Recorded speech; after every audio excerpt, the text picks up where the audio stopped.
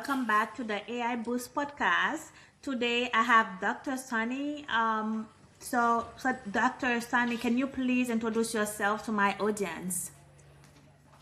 Hi there. I'm an internal medicine and lifestyle medicine physician that's working in a concierge practice. I'm also a regional medical officer of Med Medical Group at my organization. I'm highly involved in implementing things that go globally towards other physicians, but also work hand in hand with patients because I think it's very important that if you're making decisions or impacting them at a larger level, you should actively be doing them as well. I'm focused heavily on prevention, disease reversal, and not just throwing medications at people, but doing whatever we can to help improve the quality of life of individuals. Thank you for sharing. May I call you Dr. Sharma, or how do you pronounce your last name? So it's actually pronounced Dr. Sharma, but some people call me Dr. Sunny as well. I basically adjust it based on whatever the patient's comfort is with me as well. Some of them like to call me Dr. Sunny. Okay. Thank you for the clarification, Dr. Sunny. So I love to start with your journey. What inspired you to go into medicine, and how did you evolve into focusing on lifestyle medicine? So, medicine was one of those things that I kind of almost always wanted to do since a young age. There was a bit of a time where the tech boom was happening and I got into computers, and I'm very good with technology. And I thought that would be a good fit for me, but I didn't like the fact that I was just sitting in front of a computer and wasn't doing something. I wanted to make a bigger impact. And I started taking further classes, shadowing doctors, and realized that it was the right fit for me to take care of people. And seeing a lot of family members deal with medical issues, I also started feeling myself that I want to make a difference. And seeing a lot of healthcare professionals rush in and out of a room, not having a proper interaction, I wanted to be that physician that people looked at as he explained things to me. I knew what was going on with my care. I feel comfortable talking to him. And then as far as the lifestyle medicine component goes, it actually all started with there was one day I was rounding in the hospital and I was seeing a patient that I'd seen multiple times. He used to almost get admitted every month with heart failure. And as I was walking out of the room, there was a pizza delivery guy that was walking in. And it shocked me. It blew me away. I asked the delivery guy if he was at the wrong place. Did he mean to go to a nurse's station or a break room?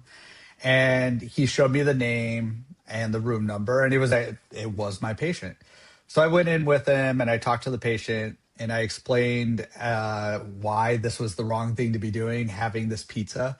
And we spent over an hour doing that. After that, I needed a break. And I went down to the cafeteria and I looked around, all the nurses, the doctors, the CEOs, the family members of the patients, everyone was sitting there eating the same stuff that this patient was that got them in the hospital.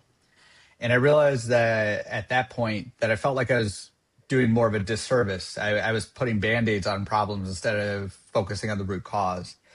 I went home that night and I told my wife that I didn't feel like I was making a difference. And she encouraged me to find a way to make sure I make a difference. So I ended up finding out about the American College of Lifestyle Medicine, and I immediately dove in and got started in the credentialing process. And the American College of Lifestyle Medicine, it focuses more on the root cause. It doesn't discredit anything that we normally do medicine-wise, but it uses the appropriate pillars of lifestyle medicine. So plant-forward diets, appropriate exercise, avoiding risky substances, mindfulness, making sure your sleep is appropriate as well, all to improve the root cause of medical problems and hopefully reverse them as well. And then kind of going even further with that, as I was diving into this process, I actually was diagnosed with a brain tumor. And I'm sorry to hear that. and yeah, it definitely caught me by surprise. And when I ended up getting diagnosed, I needed surgery. And because the tumor was about 3 centimeters, so about a golf ball size. And I wanted to make sure that my recovery myself was optimized. So I doubled down on my lifestyle medicine and had an extremely clean diet. I made sure I was sleeping appropriately. I was exercising regularly. I was told that there were a lot of complications that it could occur from my surgery. I would likely have balance issues. But after the surgery, which I was told it was supposed to be 6 to 8 hours, but my tumor was very complex. It took 14 hours. Um, I was discharged from the hospital 2 days later, and I was able to walk out of the hospital doors. I obviously still had a recovery to go through, but it was pretty shocking to see how well I did post surgery. And a lot of it was attributed to what I was doing lifestyle wise in that sense. So it gave me even more motivation to continue that. But it also gave me more motivation to push for my patients to adopt a lot of these lifestyle measures as well. Wow, thank you for your testimony. And I'm sorry, but you had a good recovery. That's really inspiring for a lot of people listening to you. So, from your experience in hospital and leadership roles, so what are some of the biggest challenges you see in healthcare today? And what do you think your system are falling short, or their system are falling short? So the some of the biggest barriers that we end up facing is there's not enough time. The average doctor's appointment is about 10 to 15 minutes.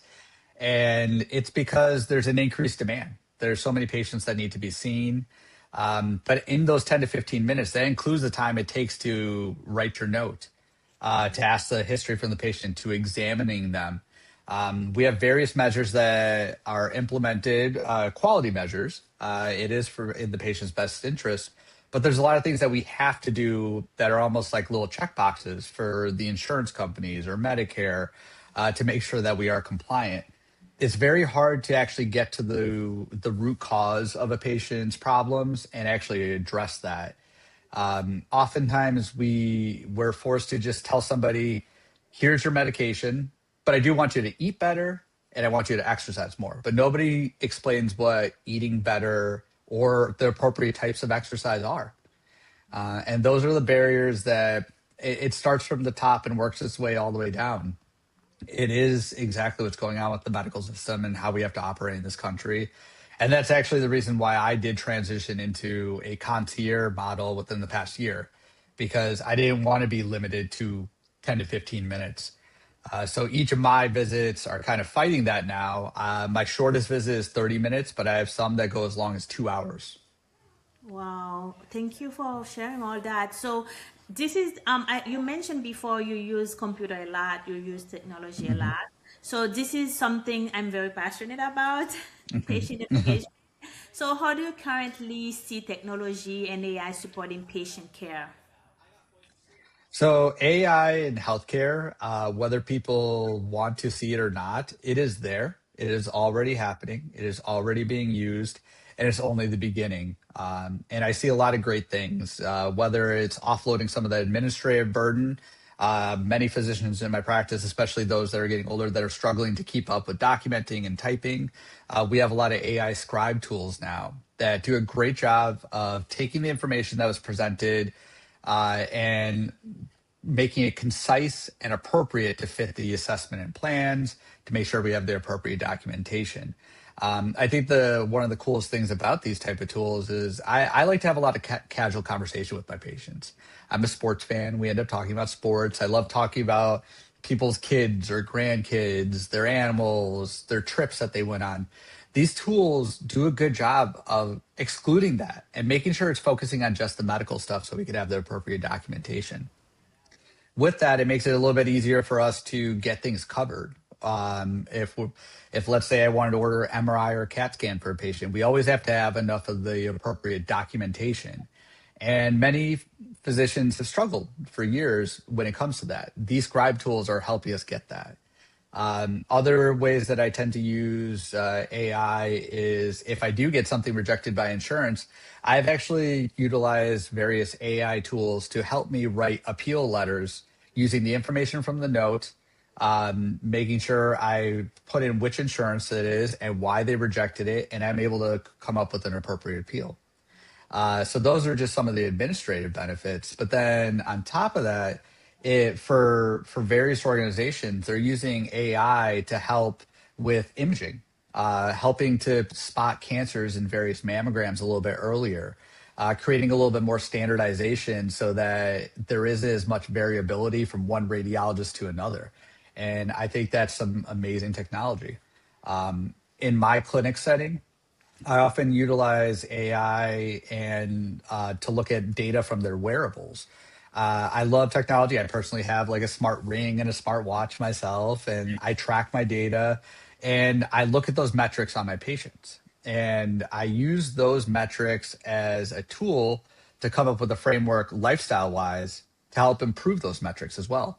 But it also gives us data that we can track in that type of way. It's amazing. So in, instead of using AI to see people faster and prescribe more medications, I'm using AI to come up with frameworks to get people healthier and off of more medications, which is great. Other things that I use it for is I like to come up with diet plans and exercise plans for my patients. So based on what someone's allergies, dietary preferences are, I'm able to put that into various AI tools. I put in my goals that I have for them, whether it's I want this much protein, so I want 1.2 to 1.6 grams per kilogram, which is what the data says and the USDA says now. And I base it on their weight. I enter that information and I'll come up with a sample meal plan for the patient, avoiding the foods that they don't like, but including more of the ones they do enjoy, but having it fit within that framework. It's allowed me to have people lose weight with and without medication assistance as well. And that has been phenomenal for me. And I think that this is just the beginning. We have so many various tools and ways that we can continue to implement this and make this work. But these are just things that I could tell you that I've used this week alone. Wow. So, what right now? I know. Do you have any trend and challenges you are seeing right now in your business, and how automation, AI automation, will be able to help you more in your business? So, as far as AI in business, the various barriers that we end up seeing is we obviously need to make sure that everything we do that it revolves around a patient is HIPAA compliant. We want to make sure that everything we're doing is respecting the patient's privacy. That information is not being shared in any way third party. We need to make sure that we're using the appropriate tools for that purpose. On top of that, AI, just like almost anything, it's only as good as the inputs and the people overseeing it as well. So I've had various patients come in that they told me that they use ChatGPT, for example, and they like I use this to come up with a diet regimen and exercise regimen, and I'm not losing weight, but my cholesterol's going up. What's wrong? What did I do? And it comes down to the inputs. It was the inputs that were put in, and if someone just said I wanted to lose weight, there's various ways to lose weight. That doesn't mean all the diets are also healthy as well. So I end up talking people through various inputs that they could do on their own to come up with their own individual plans. But I like to do it for them initially to show them how the process is, walk them through it, and just come up with the right way to extract the information. So all these things are very important because in healthcare, you cannot have a tool that is not going to be HIPAA compliant. You have to respect the patient and the patient's privacy. So a lot of these tools that people are using in general or in their day to day, they're not exactly the perfect tools for healthcare, but there are plenty of them that do a great job. Thanks for sharing all that. So you have led health leadership roles as a MD. So what's make a great healthcare leader today? So if someone is watching you right now, they want to become a great MD. So what can you tell them? So the best part about leading and the biggest thing that everyone should do is you want to lead from the front and from the ground floor. You don't want to be in the back just telling people what to do. You want to actually be showing it and proving that this is what I do too. I know I need you to start implementing these things because it's better for the patients, but I'm right here with you. I'm doing it as well. This is why I think it's very important that being a physician in leadership, you should still be seeing patients and actively taking care of them. If I need to see my colleagues, all the people that I'm overseeing, hit certain quality benchmarks, certain patient outcomes, and I'm not doing it myself, then that's a problem. It's a problem. So, and I'm not going to gain the trust of those physicians. So it's always important to be on the ground floor, actively working. It's servant leadership. You lead and you serve at the same time, and you prove that you are also someone that will implement this. And if you just do the model of do as I say, not as I do, that is not going to work. You are not going to be respected, and you are not going to be able to implement change. And then the other part is, since you're actively practicing and working with these people and you're on the front line, shoulder to shoulder with all these people, you hear things from them and they're open sharing them with you because you are actually practicing. If you're just in what a lot of people would consider to be an empty suit at the top, then you aren't going to have that type of respect. So it's important to practice what you preach and be there on the ground floor with the other physicians. That's incredible, Dr. Sunny. So, for patients that are listening right now, what one simple habit they can start today to improve their health right now? So the simple thing that I tell everybody is, instead of looking online of what's the best exercise, what's the best diet, I want you to focus on being better today than you were yesterday, and then tomorrow than today. So if you aren't exercising at all, trying to go to the gym and do 300 minutes a week is going to burn you out. You want to come up with something that's actionable, sustainable, and whatever you say, I'm going to start doing, I want you to imagine if it was 10 years down the line, would you still be able to do that same change? So it's as simple as getting up and getting your body moving for the activity part. And then when it comes to the food part, be mindful of what you're actually eating. Actually think about it before you're about to eat it. Be well planned, because you're less likely to overeat or have the wrong stuff if you actually plan it out in advance. And this is a great way to utilize those AI tools to come up with those plans. That's nice. That was about to be my next question, but thank you so much for the clarification. Dr. Sunny, these have been such a valuable conversation. Before we wrap up, what is one message you would like everyone listening to remember about their health or how to make an impact? Well, the thing that I want everyone to know is there's no greater investment you can make in this world than your own health. All the money in the world, all the prestigious roles in work, they mean nothing if you aren't healthy enough to enjoy them all. And you need to make sure that is a priority of yours. If that's the first thing that you focus on, everything else can start falling into place. And find the right fit for you. Find a doctor that you're comfortable talking about with this, sharing your struggles, sharing your things that you enjoy, someone that you're not embarrassed discussing these things with. I encourage everybody to do that when it comes to me. I want my patients to feel comfortable and open and ready to talk to me, cry to me if they're sad, share their good information with me, and also have those celebrations when we have those wins, when the blood pressure goes down, the sugar goes down, the cholesterol goes down, people are losing weight, we're improving their life, and they're getting off of medications. That's one of my greatest joys, is getting people off of medications because we're focusing on these things. So prioritize your health first and foremost, and then let everything else fall into place after that. Thank you, Dr. Sunny. And if someone listening here, they need your help, they need you to help them with some health issues, where can they find you? And so you can start out with my website at www.sunnysharmamd.com. I'm also on Instagram at Sunny Sharma MD. I'm on Facebook as Sunny Sharma MD as well. I'm on LinkedIn. But if you go to my website, you will have access to all of those and be able to connect with me. There's a section where people can enter their email, their contact information, and I will be in touch with you. Thank you again for being here, Dr. Sunny. And thank you to everyone listening. See you in my next episode of AI Boost Podcast. And Dr. Sunny, I will see